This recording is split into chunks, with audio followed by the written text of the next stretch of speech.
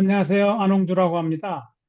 저는 LA에 있고, LA에 있는 그 콘진원 비즈니스 센터에서 컨설팅 역할을 맡고 있습니다. 오늘 주제는, 올해가 지금, 한 두 달 동안 여러 차례 웨비나를 실시한 걸로 알고 있습니다.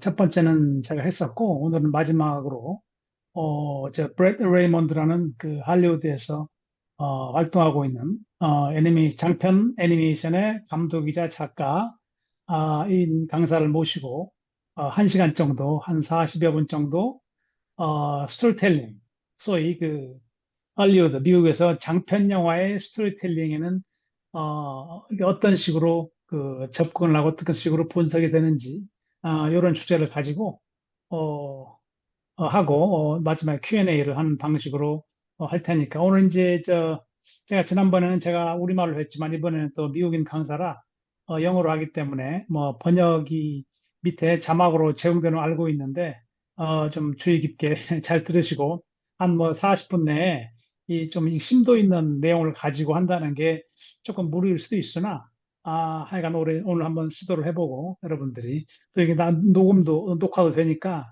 혹시 이해가 100% 이해 안 되시는 분들은 이 브래드 레이몬드가 좀 의욕을 가지고 그 한 영화를 어떻게 그 1막, 2막, 3막으로 분석하고 어떤 중요한 요소들이 얘기마다 들어가는지에 대한 거를 아마 얘기를 해 주실 거예요. 잘 들으시고 자막을 잘 따라 보시고 영어 하시는 분들은 뭐 충분히 이해가 될 거라고 생각이 됩니다. 그러면 지금부터 제 말을 짧게 하고 시작하도록 하겠습니다. Brad, are you ready? I am. Thank Yes, you. you can start. Okay, thank you so much for having me. I'm excited to be here. And what I wanted to, I'll tell you a little bit about myself. I've worked at Disney for many years and around the industry. I directed Lion King 1.5, and I worked with the director and the writer of the original Lion King and learned a lot. And then I started working on movies with John Lasseter. And he was the original, founder of Pixar, the original director of Toy Story, an absolute story genius. And it was absolutely amazing for me. And I learned so much working with John Lasseter for 8 years. And during that time, I studied all his story sense and the different notes he gave me and his story trust. Did the same, their notes, and I learned a lot from them. And during that time, I created a template, and I'll share my screen and I'll show you a little bit about that template, which basically, what I learned is how to tell great stories, any kind of stories. It could be, a webtoon, it could be a comic book, it could be a TV series, it could be a movie. No matter what it is, it applies to every great story. And everybody can hopefully see this. And I called my template the one-page screenplay because I like to put the entire movie all on one screen. And this way you can see the whole movie as you're going through it. And what I learned is there's a map to telling great stories. And what I'd like to do is I will use Ratatouille, which is one of my favorite movies of all time, as a guide to kind of explain to you this great storytelling that I learned. So the first thing you always want to do when you start, creating your story, you kind of have your story in mind. You start with the world, and there's a mainstream way, the status quo, the way everybody lives. It's very oppressive, and it's what holds the main character back. And then you have the right way. The right way is what the character has to learn to change the status quo. So it's two worlds colliding, the main character and their dream and what they want, and the status quo that's working against them. In Ratatouille, the mainstream way is only chefs, only people who are trained to be chefs the right way in the status quo mainstream way. And in the right way is anyone can cook. And of course, ego represents the world. He's the critic that doesn't believe anybody except for great chefs can cook. And Gusteau is the one who is preaching anyone can cook. The villain of the story is Skinner. Now, Skinner doesn't believe anybody but great chefs can cook, and he has to be the character who's, true to that mainstream way. And Ratatouille, or actually Remy, is the one who believes in the right way. He wants to be a cook, but he's a rat. It's a great setup. It doesn't make any sense. How is this little rat going to do that? So that's what you need to first come up with. And then there's another, part of the status quo is rats, the rat's way. They eat garbage and they steal garbage and eat it. It's just nothing appealing about that, but that's how it is. And Remy, he wants a new way. He wants to eat food. He wants to live the way, Gusteau is the one that inspired him. So Remy's father is the one that represents the rat's way. And Remy, of course, represents the new way. He wants this new way. So for characters, now that you have the world, how does that world clash against the character? Well, there's a dream, a want, and a need that every great story has to have for your main character. The dream is connected directly to their passion. What your main character is passionate about is what they dream to become. It's not a want. It's I want to be famous. I want to be rich. I want to be a champion. Whatever that is for your character, that's their dream. The want is just simply an objective, just what they need to do plot-wise to get through the story. And the need is essential. That is what your character will not be able to enjoy his or her dream or objective unless they get what they need, this essential thing. And then there's the belief. The main character has a set of values that they have to commit to in order to get what they need, want, and dream. In Ratatouille, Remy, he wants to be a great chef, and that's connected to his passion, or he dreams of being a great chef. It's directed to his passion of cooking. The want is it's just an objective. Simply, he just wants to live Gusteau's way, making food, enjoying it the way he's learned from Gusteau. So Gusteau kind of represents those two things. That's his dream, came from being inspired by Gusteau, as well as the one who guides him. And the need, the essential thing that Remy needs is he wants his dad's approval.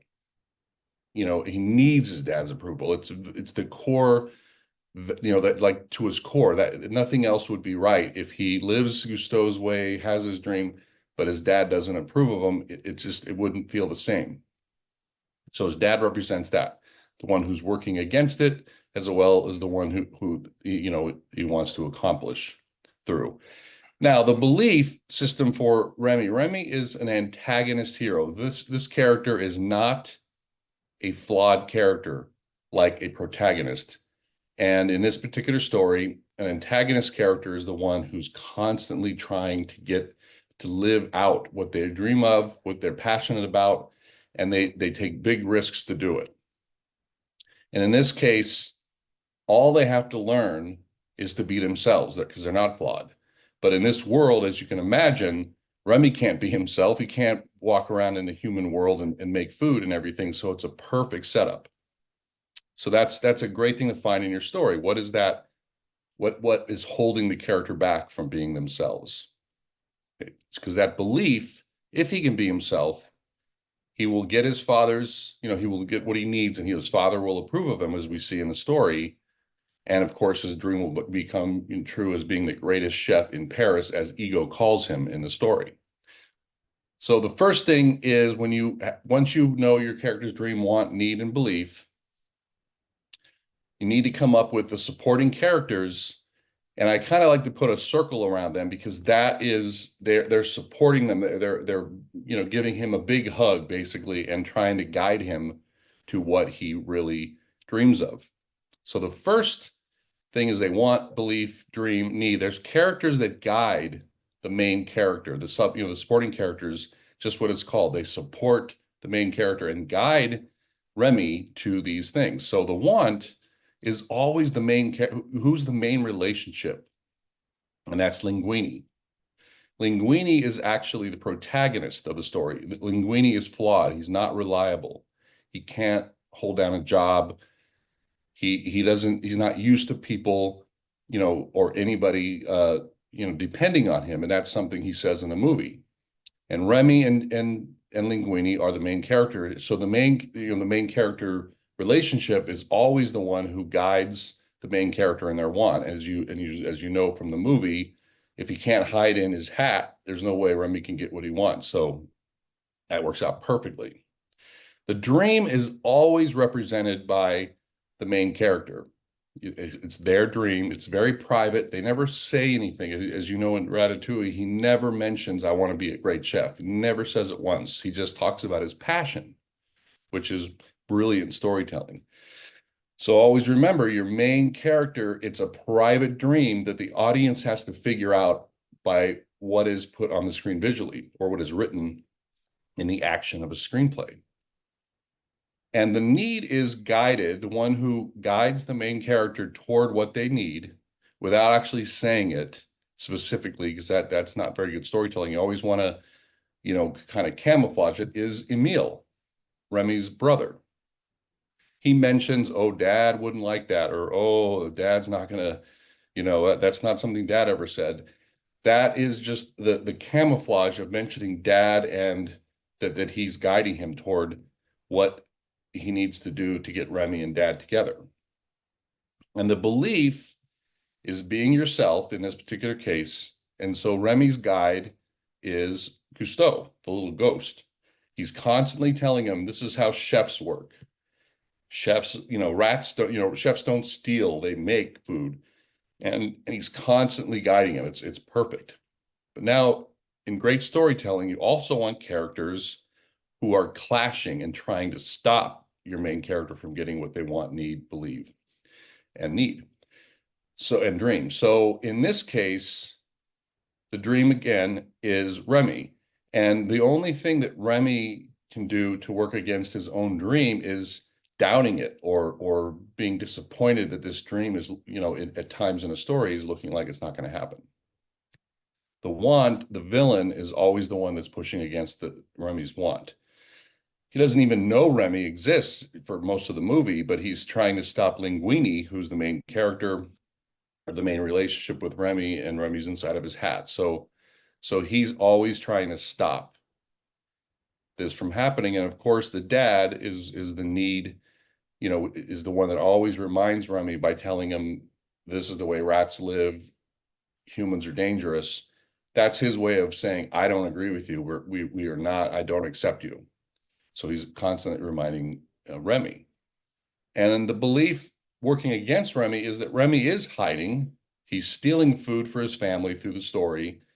He's doing everything he's not supposed to do, as far as being himself. And what's brilliant about this movie is us as an audience, there is no way he can be himself. He will get killed. So it's a great setup and a great dilemma.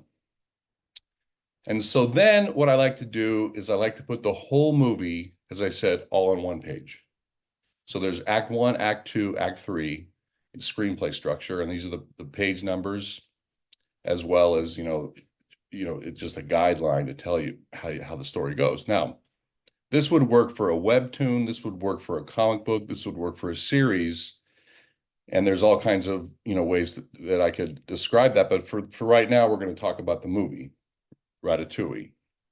I put the reminders up there for me as I'm building the story, and I build the story this way.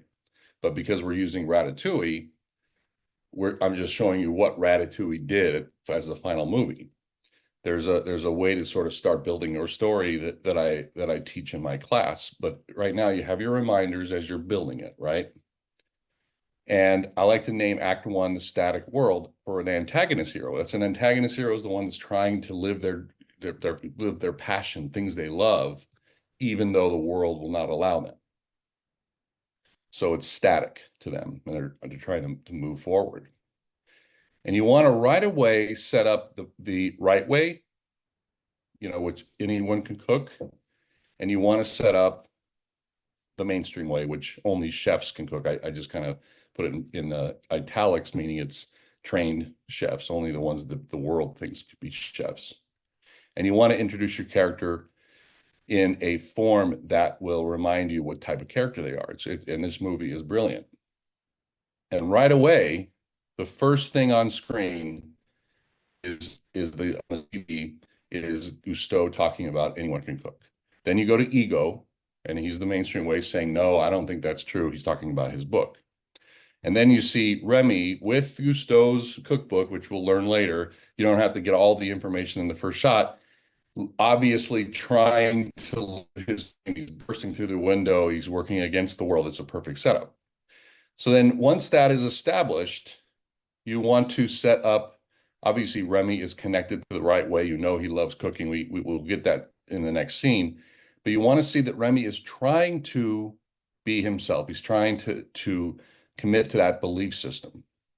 So when we first meet Remy as the story begins, he is admiring in the garbage this eclair and all the ingredients, and he's smelling it, and just like Gusteau is going to do.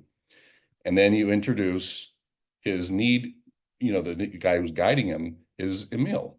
And Emil, all you have to do in the scene, you're just setting up that this guy's a good guy. He believes in him. He doesn't criticize him. He's like, wow, you can smell all that. And then you meet the character who doesn't believe in him, his father. So right away, what he's working against, and his father is kind of making fun of him that he smells ingredients and he's eating garbage. So right away you get that, and then you see, this father admires his talent of smelling, it's part of being a chef, but he uses them to check for poison. So he's working against him. I call it the need trigger. He's always triggering somebody who triggers the character to know what they needed, but they're not getting it. They're not getting what they need. And I like this in red, and that's the thing that bothers the main character. So right in this first area of 10 pages, it needs to be established, and it's so beautifully done in Ratatouille. So his dad doesn't accept him, and we see here as his dad's trying to compliment him on being the poison sniffer, Remy is telling him, this is crazy. We eat garbage. It's like, why am I protecting you guys from eating garbage? And he's like, this is just fuel. We just eat fuel. And to get to point A, point B, and Remy says, well, why don't we go in the kitchen and get food and steal food? At least we're eating food. And he says, don't go in the kitchen. It's dangerous. So right away, Remy doesn't have anywhere he can go. He realizes this is not going to work. And that's when you see at the bottom of the green arrow over here is that Remy he can't be himself, and we see why. So you want the character to try, but they can't. And incidentally, the arrows are pointing up to try to get the main character toward positive, and then the negatives are pushing them down. That's how I designed the template. And so Remy doesn't get what he needs. We all want a little hint that, there's danger, which we're going to see. And also you want to see that the character is living a reckless life. This is an antagonist character trying to live their passion, not just in general. They're being reckless because they love, he loves food. So we see Remy, sneaking into the human kitchen. He's, inspired by Gusteau on TV. And he lives, does what Gusteau says. He's smelling the ingredients like Gusteau says. You get this excitement. And then, his passion, and then you see him, you hear the old lady, and that's the little hint that there's danger, which sets up, the next scene. When the whole world kind of goes out of whack for him. So then in the story, you want to, while you're just before we get to the big, I call it the out of the blue moment, you want to see the other characters, actually working for or against them. So right now you get Emile working for him. You get Gusteau on TV is the dream moment, which is an amazing moment. And you get the belief guide. You get, who's the character that's going to guide them toward being themselves and learning to be a true chef like he does. And you also want to hint at the theme. You never want the character to somebody to tell the character the exact theme, or even talk to them as if they're giving them advice, because that's not very good storytelling. And that's something I learned from the Pixar team. And in that scene, you get the here's where Emil is, walking along with Remy and hearing Remy's passion, and he's supportive of him. He's listening to him, but he always kind of gives him little warnings like it's dangerous up here, or Dad wouldn't like this. And it's a great thing to kind of see that he is supportive. And then, of course, the lightning strikes, and it gets the excitement to go into the human kitchen. And this is the dream moment. So he sees the TV, sees Gusteau, and he's just absolutely, his face just changes, and he's in awe of this man on TV. He loves him, and it's what his dream is. And we all have dreams, and in that moment, it's so emotional to try to get that dream that everybody wants. And this is that dream moment. But he never once says, "I want to be a great chef." You could just feel it and see it, and it's really important when you're creating a story. And then the character, right around that time. Oh yeah, and then also that Gusteau actually mentions that he needs to be brave. Only great chefs can be brave, and he's talking about being brave to put ingredients together and all that, but it means a lot more later. So that's the hint. Then Remy gets caught. That's the out of the blue moment, and it's when Remy sees that Gusteau's dead, from the TV. He feels horrible, and he loses himself, and he gets caught. And then she shoots up the house, which is a very funny scene. Everybody's in danger, running away, and Remy grabs the book, the book that is Gusteau's cookbook, which is his inspiration. And then we catch up with that opening shot as he escapes, and his family now is running away. They're out of a home. The out of the blue moment, the character has to have their entire life has to be thrown out of whack. It can't be kind of halfway. It's really important, that the main character fit. We get the audience just says that is it. What are they going to do? And then it brings up the aftermath. The aftermath to this is now, what am I going to do? And the red is do I can't go back. If I go back, I'm going to, there's an opportunity usually in the out of the blue, and the opportunity is leaving his home and finding himself, being the way he wants and dreams, a chef. But you have that opportunity. He's just sitting there waiting for his family. And then does he look around, which is symbolic of getting out there and seeing the world. And then it's really important, you have Gusteau as the belief guide again, but it's really important in every great movie, great stories, you want the character, this arrow here at the bottom is you want the audience to show the character, to see that the character sees that their dream is possible. This is that moment, his dream is possible. How do we show that in this movie? Starts off that he's all alone, lost, waiting for his family, as I said. All he's got is this book, which is his inspiration. So, and then suddenly Gusteau starts talking to him. His inspiration is like little angel on his shoulder. He looks around, decides to look around, and he goes to steal this bread. And then Gusteau shows up, the ghost, and tells him, chefs don't steal, they make food. So that's really important, because now he's telling him the belief is just be yourself. Don't be a rat. Be one of us. Be a chef, which is your passion. He continues up, and the most amazing thing happens. This is where he sees that his dream is possible. He is not only in Paris, he is right at his idol and his inspiration and his mentor's restaurant. It's just an amazing moment. And so right at that time, that's when, the character now has, what are they going to do now that their dream is possible? And you want the character to be themselves, or, especially in always in an antagonist hero, you want them to be themselves at this moment. And it's before the end of Act 1. And it's a really powerful moment.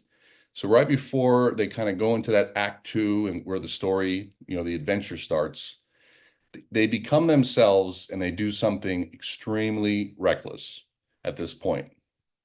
And so we meet our main relationship, Linguini.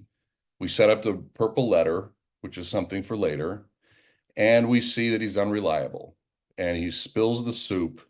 And at this point, Remy is going crazy because you can't ruin, he's passionate about cooking and being in a kitchen. He's able to look down and see this kitchen, and he recites who everybody is. You can tell he's learned this from the book. So he falls in, he's trying to escape. He sees the window he can escape from, and then he smells that bad soup. And that's when his belief guide again tells him, go fix it. This is your opportunity. And he stares at it. It's a great moment because you want the audience to feel the weight of this, decision. He starts to leave and he just can't. Looks back at the soup, and he becomes himself, but he is so reckless. He's in the middle of a human kitchen with a bunch of humans around, but he can't help it. He literally doesn't know about his surroundings. Beautiful scene, very powerful, spiritual scene. And he makes food in, Gusteau's kitchen. He fixes the soup. He gets to actually make food in a real restaurant. It's only not only a real restaurant, his idol's restaurant. So he does that. And of course he gets caught. And that's an important point. So once the character does something reckless here, after they're themselves, which is a really powerful moment, they need to go down to rock bottom.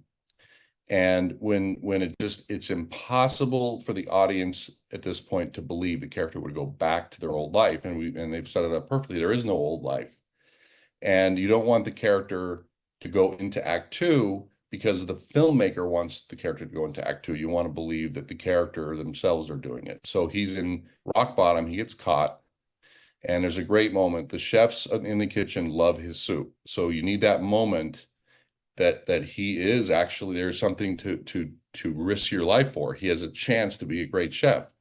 And even, Colette here talks about Gusteau's book, Anyone Can Cook, and she's talking about linguine, but it's also Remy, as we know. So Remy sees this, and then the villain tastes the soup, and he's actually angry that he loves it, but he does love it, and he forces Linguini to make the soup again. So it sets up, how we get into Act Two, but it's a great setup. And then Linguini catches Remy in the jar, and the villain says, kill him. So that's rock bottom. And now we need to see that the main character is actually going to make the decision to go into Act Two. The main character always has to make the decision to go into Act Two. It can't be, just because we want them to. So in this scene, we get this great moment when Linguini is going to kill him. They can't. We set up their relationship, see them, eye to eye. It's a great moment. Talks about being unreliable and wonders if maybe Remy, who admits here that he's a good chef, can help him with the soup. He seems to agree, and Linguini lets him out, but he runs away.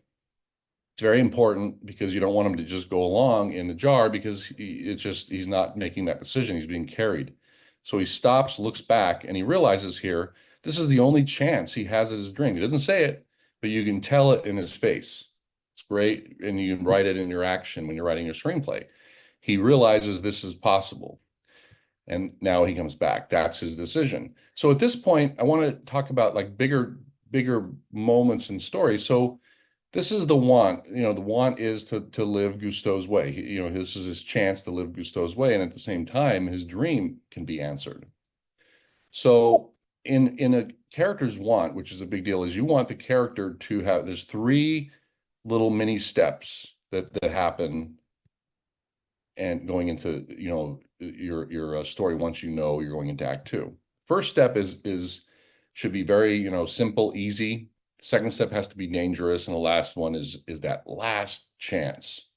So there's simple, so the audience buys that they're going to go into Act One, Act Two without can't be complicated, dangerous, and then last chance. So seeing if the hidden chef thing will work is what they do in the first step. The second step is tell dad, which is an emotion. There's always an emotional second step, as well as there's always two steps in the second step and the physical.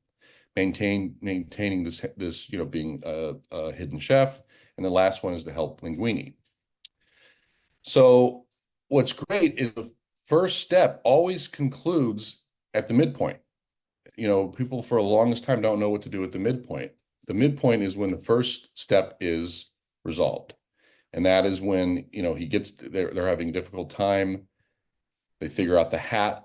that his hair, can move his hair, remakes the soup, gets, tutored by Colette. Then he gets tricked by the villain, and Remy forces Linguini to put his own recipe out, and everybody loves it, and they celebrate. That's the end. They made the hidden chef thing work, right? So that's the end of that. And then you want right away at the midpoint, we want to find out what is that second step, the two second steps. The first one is to maintain this, disguise and this life that they've set up so that Linguini can keep his job and Remy can continue cooking. And the villain sees, Skinner sees that there's a rat inside of Linguini's hat. It's like, uh-oh, that's the dangerous part. There's no way they're going to get away with this. And Skinner tries to trick Linguini by getting him drunk, and it doesn't work. So it's one step toward doing the right thing. And then for the second step, which is tell dad, we have the reuniting moment where Emile reunites with Remy, tells him he should go home, again, being that need guide. So they always talk about the need right around the midpoint. It's really important. Goes home, and the dad now is basically just telling Remy that humans are dangerous. He can't believe he's interacting with humans now. Remy argues against it. The dad takes him to, rat traps in the city. Again, very visual. And then they agree to disagree. So the second, step concludes here, and it was a failure, but he already tried. It's all the character doesn't have to succeed in any of the steps. They just have to try. So now to finish off the second step of sort of, keeping that hidden chef guys going, we get where he gets back, and now, Linguini is sleeping, and he has to keep, wake him up so nobody, so that he can continue, being the avatar for him. And he does that, finds the purple letter. Now the purple letter's paid off nicely here with the main character, finds it, is chased by Skinner, and he gets away with it. And now Linguini owns the restaurant. So now the very person who's his, main relationship owns the restaurant. And that's the end of the second step. Now you want that second step, the physical dangerous one, to be successful just before the end of Act 2 here, because then it all falls apart. And that you need it to be a high. So in any storytelling, it's always got to be a high. He's now, he's now, going to be able to do this and maybe not even hide. It's just perfect. It's almost like the movie's over. Then everything falls apart. And the way it happens is, so Remy is now successful. Linguini's successful. He owns the restaurant, all this, and they have a nice new place. And Remy has a nice new, bedroom, a nice new home. Everything's great. And during the press conference, Linguini, because he has to, and he's not being very reliable, but he has to take all the credit for the cooking because he can't say there's a rat inside of his hat. But Remy doesn't like it. And this is where he starts becoming reckless. And the main character always has to become reckless right around this time. And they get in a fight, and Remy starts allowing his family out of spite to come in and steal food. Linguini finds out about it and tells him, as the only human who's his friend, I will kill you, basically, just like humans do to rats, if you ever come back here. So there he is, back with his family, worse off than ever because he had a taste of that dream and he had a taste of everything. You want that. And we believe, this is when the main character has to believe the mainstream way is too hard to overcome. So Remy realizes humans and only great chefs can be chefs, and humans kill rats. Those things came together beautifully here, and he realizes that dream is lost, and he believes in it. It's just too hard to do. He walks away, and Gusteau is the symbol of his dream and his want, and the light up there, it's closing time. He walks away, and the light goes out. It's a beautiful scene, and it's like so on the nose, but it works because only things are on the nose as people who are writing the script. When you watch the movie, you just feel it. It's over. His dream's over. So then the character has to go through what I call into the abyss. He kind of looks into the abyss of this. What do I do now? It's the aftermath of losing everything. And Remy ends up in a cage when Skinner traps him. He's in the worst place a rat can be, basically. Everything, that you believe with the rats is rats end up in rat traps. There he is in a rat trap. And this is when, when Gusteau tells him, as his belief guide, you need to be yourself. And Remy's sick of hiding, and he's like, yes, I just want to be myself. Why can't I just be myself? So he buys it. His dad saves him, and Emil saves him, and he runs off. And his dad says, why are you going back there? And he says, because I'm a chef, I'm a cook. And what he's saying is, this is who I am. He's not asking dad. He's not arguing with dad. He's being himself. It's the first real key moment. It's beautiful. And then when the character goes back, you get a great sense of how this whole story, sets up into Act 3. So he gets back to the kitchen. He's trying to go in, and his dad and Emil are trying to stop him because there's no way a rat going in the kitchen from their point of view, he's going to get killed. But he needs to get in there to cook because Ego's waiting for his food, all that. And here we go. He stands up, right? They have weapons. They're going to kill him. And he stands up and he's himself. And what it is in his story that makes it great and powerful is when the character stands up for what they believe in, they have to be faced with the worst possible scenario and the strongest possible mainstream way, representative of the mainstream way has to be at its strongest when the main character is standing up for their belief. And they have to look the most reckless that they have in the whole movie. And at this point, it's the most reckless he's been. He's standing up there, basically, they're going to kill him. And that's when Linguini also kind of arcs and learns how to be reliable. He holds up Remy and he literally tells everybody, this is the one who is the cook. And that is, helping Linguini. They're going in and they're, going to make food for Ego now. Everything's great, right? And that's when I call it David versus Goliath. That's when we realize that the main character is up against something and it's impossible. And what happens is that's when Colette gives up on him and all the chefs give up on him. So nobody believes in him. They're shocked that there's a rat. She runs away, rides away, and then she sees the book. And it's just a little hint. Will she go back? She thinks about it. She believed in it earlier. And then we have Remy's father come up to him now that the dust is cleared. And he tells him that he accepts him. He tells him, wow, you were brave and you really do believe in this. And you showed me, because of that great act. And Remy gets what he needs right here. This is the moment. He says, what can I do for you? And he gives him all the rats in the family are now cooking for Remy. So he's got his kitchen staff, and he's now, because he loves his family, he has his family's acceptance, and he's actually, cooking and barking out orders and they're making this food in Gusteau's restaurant. It's like a really powerful moment. He even teaches or, shows Colette, who does come back, how to make ratatouille, makes it. And then Ego represents the world. So a main character who's an antagonist is working to change the world, right? So that's a really important thing. If you create a character who doesn't just sit around in Act 1 because they can't get their dream, they're actually actively trying to fulfill it. You need to believe that the main character has changed the world, and Ego represents the world. So he eats the food and he's blown away. He loves it, but not only does he love it, it brings him back to his childhood.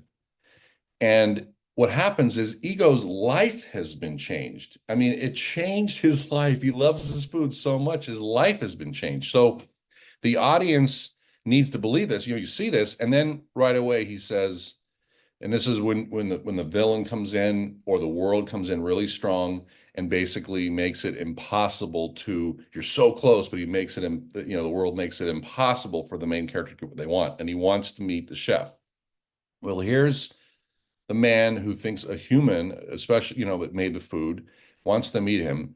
And the only way that they have to show the rat, but they do it. And this is another major reckless thing. And together with Linguini, he shows him the rat. He makes the food for Ego. Ego doesn't say a word. And as the night's over, which is a successful night, they knew Ego liked the food. They just don't know what he's going to do. Remy decides to go back to his family. So instead of going back to the home with Linguini, he's going to go back with his family. His family accepts him. He gets to go home with his family, who he loves, and go back to work the next day is what he's thinking. And ultimately, the restaurant closes, but Gusteau or Ego, is part of the restaurant. He invests in it.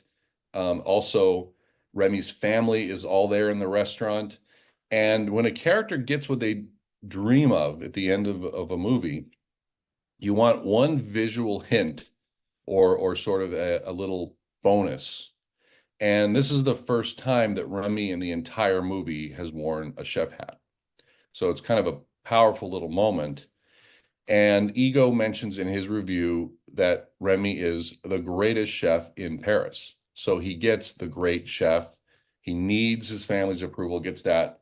He gets to live Gusteau's way because he stuck to what he believed in.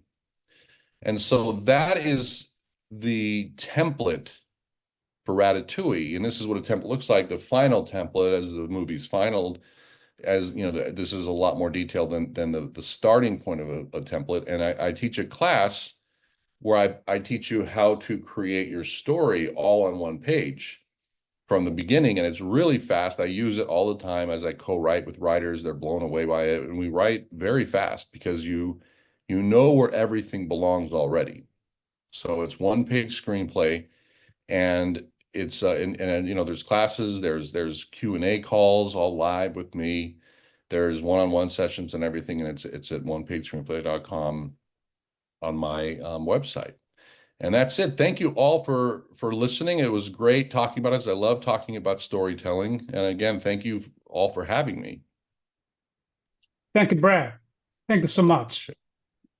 Thank you. 오케이, 한 40분쯤 딱 시간이 지났습니다. 처음으로 상당히 저로서는 이 주제를 택한 게 실질적으로 마음이 많이 도움이 되는 차원에서, 그리고 한국 애니메이션의 장편 애니메이션의 스토리텔링이 좀 더 발전했으면 하는 방법 하는 차원에서 주제를 선택했는데, 처음이라 여러분들 어떻게 받아들이셨는지 대단히 궁금합니다. 또 한글도 아니고 영어로 했기 때문에 궁금하지만, 혹시 100% 캐치를, 또 사실은 영어하고 한글 자막 따라 읽느라고 굉장히 정신이 없었는데, 또 뭐 AI가 번역이 정확한 것도 아니고, 이 주최 측에서 아까 고지 드린 대로 자막에 레코딩을 했기 때문에 요거를 좀 잘, 실제 사람이 좀 번역을 감수를 해서, 여러분들 다시 한번, 기회가 될 때 들어보시고, 라따뚜이를 다시 한번 보시고, 그다음에 자기가 알고 있던 스토리텔링의 기본 방식하고의 비교할 수 있는, 그런 기회가 됐으면 좋겠고, 남은 시간에 어떤 형태든, 질문을, 주시면 제가 최대한, 영어 가능하신 분은 영어로 직접 하셔도 되고, 아니면 한글로 하셔도 되고, 자막에 올려주셔도 되고, 해주시면 되겠습니다.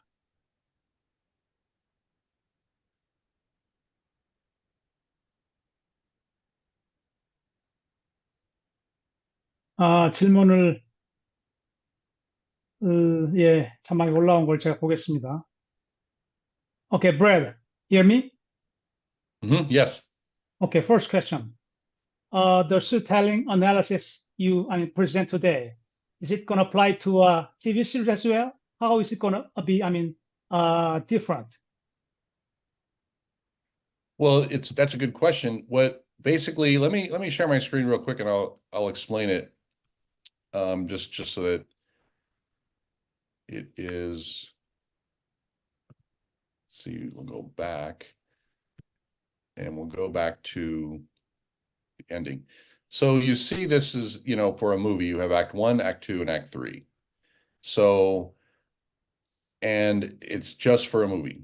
When you're talking about a TV series, and I've actually written a series of TV, TV series for studios using this. And what I like to do, if it's a series that has one big storyline, where the story starts and every episode kind of stops and you're waiting to see a cliffhanger of what's going to happen next, this is how I use the template. So what you do is the first episode ends on the out of the blue moment, right?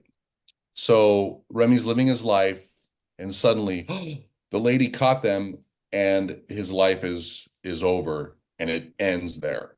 That's the first episode. So you get to see all about his character, just like in every series. You want to start off this. I'm talking about the pilot, the very first episode. You see this character and who they are, what they want, what they dream of, what they need, and what they need to believe in, but they can't. And then the world is taken apart, and he's left lost in the middle of nowhere in the sewer. Now the audience wants to see what happens next, for the second episode. So what you do is I separated this into 10 episodes. And there could be other storylines you can expand a little bit, more than you can in a movie. But basically, in my class, I actually teach this where I have an exact template that's just for a TV series, but it really does work. So you just sort of break it up into 10 parts, and then the final episode of the season is this climax. It ends where on the last episode, it ends basically somewhere around when they lose everything and they don't know what to do. And you come back to this as the final episode when they get everything they want. So really it's pretty simple. And then each episode, you can expand, you can have subplot episodes, because not every episode, not every little moment here may be long enough, but it gives you a chance to expand. And there's a story I heard, the movie Parasite is they're doing a series on that because the director wanted to tell more story, and he's going to use this basic template, and he's going to be able to expand on things, so that's exciting to hear. 오케이, thanks, Brad. 제가 잠깐 조금 부족하지만 보충 설명을 드리면 저희는 이제 제 본업은 사실은 영화하고 TV 시리즈를 같이 하기 때문에 비교를 많이 하는데, 물론 근본적인 그 원리는 같다고 봅니다만, TV 시리즈는 보통으로 이제 스토리가 예를 들어 13 에피소드다 또는 10 에피소드다 연결되는 게 있고, 아니면 두세 개로만 연결되면서 스탠드얼론, 그러니까 첫 편을 안 보더라도 그 다음 편을 봐도 스토리가 짐작이 되거나, 또는 완전히 뭐 시트콤 같은 거는 연결이 안 되죠. 아마 질문하신 분의 의도는 소위 연결되는, 여기서 말 serialized arc, 그러니까 스토리가 영화처럼 연결되는데, 이게 TVC로 갈 경우는 사실은 거의 같은 원리가 적용된다고 봅니다. 에피소드 하나에도 금방 브레드 잠깐 설명했지만 에피소드 하나에도 액트 1, 2, 3가 있듯이 전체 10편짜리, 13편짜리에도 1막, 2막, 3막, 제 최근에 본 시리즈 중에 가장 영화적인 서사를 사용해서 했던 시리즈가 그 넷플릭스에서 화제가 됐던 아케인이라는 TV 시리즈, 게임을 바탕으로 쓴 거 보면은 정확하게 영화의 그 1막, 그다음에 2막, 1, 2, 3막으로 전개된 그 구성을 볼 수 있으니까 막 그런 취지에서 말씀 주신 것 같고, 시간 관계상 질문이 많이 올라오는데 제가 일단은 좀 쉬운 거 위주로 하겠습니다. 긴 거는 나중에 제가 팔로우 해드리는 걸로 하고, 두 번째 투니모션 거는 제가 좀 기니까 답변도 길 것 같은데, 나중에 팔로우업 드릴 걸 약속드리고, 그 다음에 쭉 내려가서, Brett, yeah, I'll just read for you. Thank you so much. I'm a huge fan of Lion King 1.5. Okay? Yes. And my favorite part is Pumbaa making a pond, a spa with his fart. I loved it. My question is, dream, want, need. A belief can be represented by characters. Can it be a protagonist itself? That's the question. You understand? Can the dream be represented by a character himself? Yeah, my question is, dream, want, need, belief can be represented by characters. Can it be protagonist itself? Is it?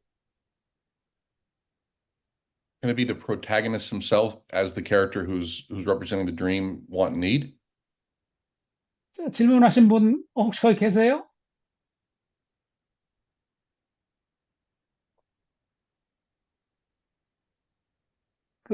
여기 질문하시면 김백중님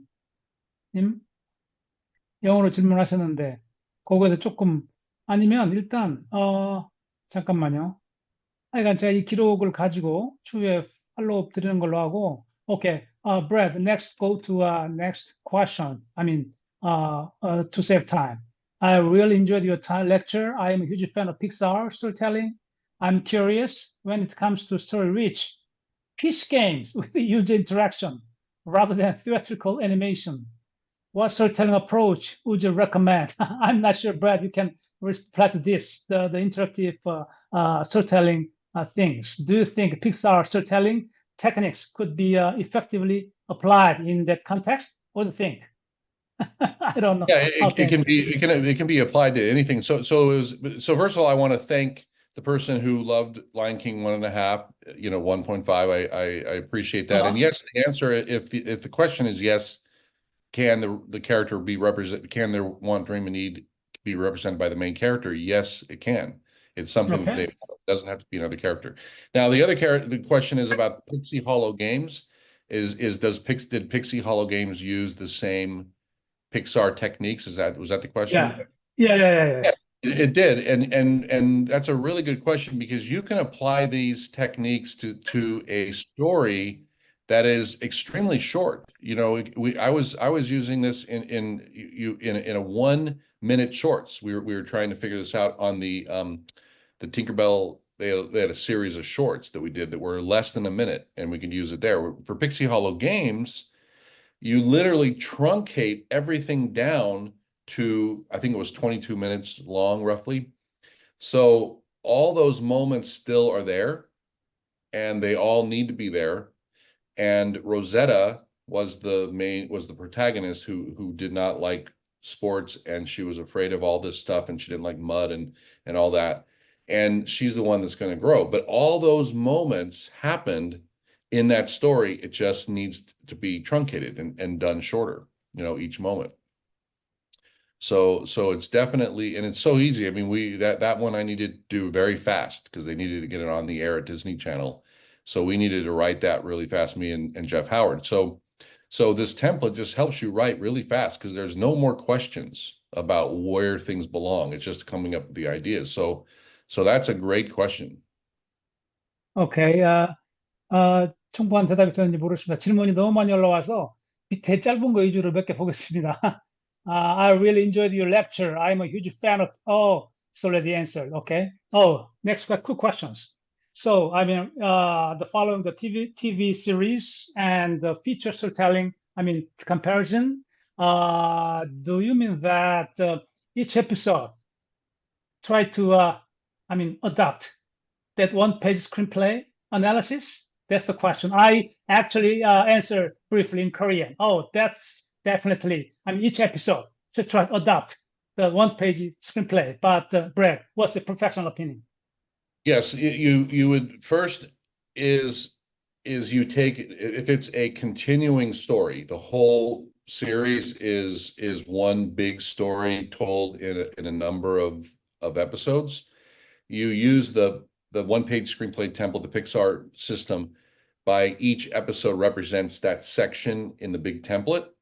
But within that episode, it needs to basically it is you follow the template within that episode. It doesn't have to be the whole thing. The episode only fits that one little section. So Jay, it's really only the little section within the big template. With Pixie Hollow Games, it was one story, so it had to be the whole thing. But when you're doing a series, you're actually taking out each section until you have 10 episodes or whatever, because they're going to be shorter, like 30 minutes long if it's animation. So you're just telling a little part of each of what happens in the movie. Basically, it's like taking Ratatouille and breaking it up in 10 parts. And that's how you would do it. And then you would expand it a little bit to make it feel like one episode. So it's not just plucking out a story, but that's basically the real short answer. Does that make sense? So you're just breaking up Ratatouille into 10 parts, and that's how you do it. 오케이. 제가 잠깐 드리면 제 경험상으로는 당연히 브래드 그런 얘기 했지만 큰 틀에서의 그 큰 스토리가 시리즈 자체가 연결되는 기승전결 있는 스토리인 경우에는 큰 스토리가 있지만 제 경험으로는 한 에피소드 안에도 기본적으로 그 큰 틀 한도 내에서 액트 1, 2, 3가 반드시 있어야 원 에피소드 자체도 한 영화로서 기본 서사를 갖춰간다는 그런 취지인 것 같습니다. 그 다음에, Brad, is good question for you. Is there any way to attend your lecture online? I'd love to join that. What's your reply? Yes, yes, I will. It's here. I will share my screen and just show you. It's here on. It's onepage This is the address online, and there you can sign up for it. And it looks like this is what the website looks like.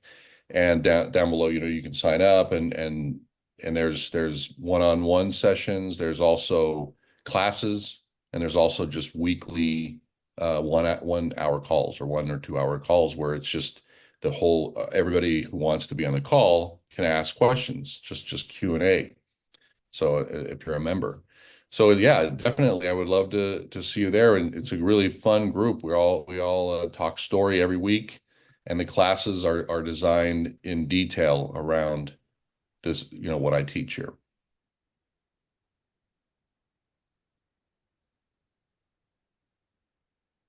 Okay.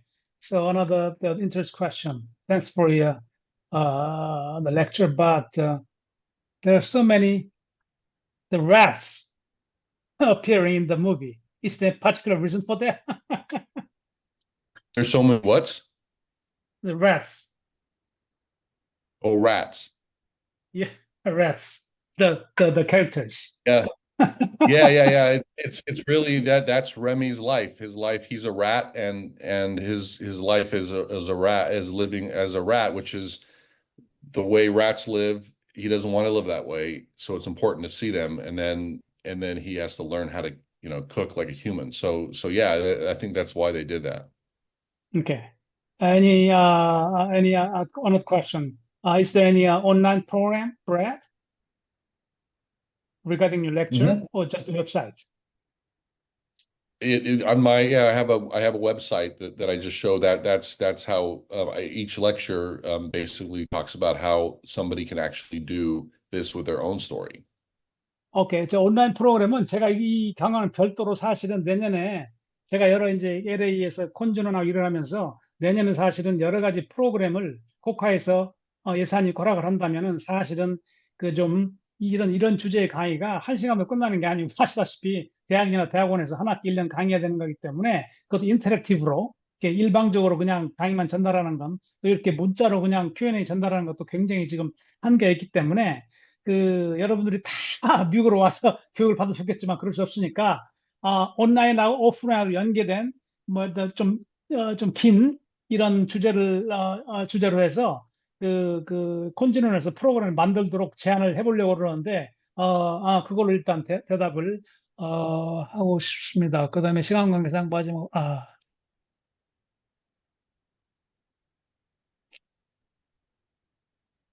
요거 마지막으로 하겠습니다. KO는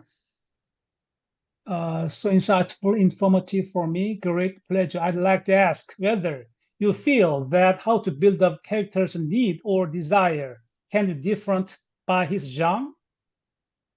My point is that some antagonists of webtoon or TV movie popular here in Korea have no grand desire or are lack of need, trauma. Can you understand, Brad? So does if a character has a need, want, and belief, can the villain have that also? No. How to build a character's need or desire? Let me see. I'd love to whether you feel that how to build a character's need or desire can be different by genre. The genre? Genre The means, because his the point is genre? that some antagonists of webtoons or TV movies popular in Korea have no grand desire or are lack of need, trauma. It's a little complicated question.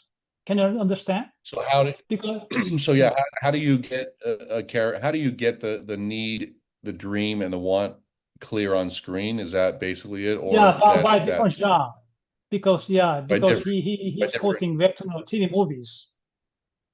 Oh, I see. I don't know those movies, but you definitely I think that the way to do it is in the template, it shows you, and there's three different characters. There's three different types of characters in every story, right? So what I showed you was the antagonist character, the character who tries to live out their dream, even though they're being held back. There's a protagonist who is just, it's stagnant. Their world, they've realized they just can't do it, and they kind of push their dream under the rug, and they just live like one day it'll happen, they're not actively doing it, but maybe one day something great will happen and it'll happen. It's just in the back of their minds. Then there's a dormant hero that's living their dream. They're actually happy. And this is the one you might be mentioning, because if a character is living their dream, they're happy. And that's Toy Story. Woody in Toy Story is living his dream. He's Andy's favorite. That's all he cares about, is personally being Andy's favorite toy. And what happens in that story is the dream is taken away. Their world, when Buzz shows up, Buzz now is Andy's favorite, and Woody's life his dream has been taken away, and they try to get their dream back. So a lot of times in stories, it might be, and I teach this in my class, what type of character is the story you're talking about? It could dictate when their need, when their dream, and when their belief system, all what they want, all comes together when that is introduced. Because in a dormant hero, when their dream is taken away, that's when you learn what they really want, need, and dream of. Like there's a lot of stuff that happens there. 오케이. 시간 관계상, 제가 한 3분의 2 정도밖에 여러분들 질문에 그 팔로우를 못했던 것 같아서 이것도 마치는데, 기록에 남아 있으니까 제가 확실히 그 질문 주신 것 중에 좀 복잡하거나 긴 것들, 그다음에 지금 짧게 대답하기 어려운 것들, 그다음에 이해하기가 조금 어려운 부분들은 정리를 제가 콘진원 측 회사하고 정리를 해서 답변을 어떻게 해서든지 저하고 제가 브랜드한테 그 자문을 구해서 드리도록 약속을 드리겠습니다. 그럼 이걸로 마치는 걸로 하고, 그 마무리 하실래요? 제가 마무리 하나요? 네. 네, 마무리해 주시면 될 것 같습니다, 대표님. 그래요. 하여간, 예, 뭐, 1시간 동안, 고생하셨고, 그, 브랜드도 감사드리고, 그, 말씀드린 대로, 이 프로그램이, 내년에도 좀, 정말 인터랙티브하게, 계속해서 심도 있는 정말 스토리텔링에 대해서, 이게 사실은 한국 이 업계를 그 글로벌화하고, 그 업그레이드 시키는 좋은 그, 계기가 되기를, 바라는 마음입니다. 이걸로, 오늘 그 웨비나는 마치도록 하겠습니다.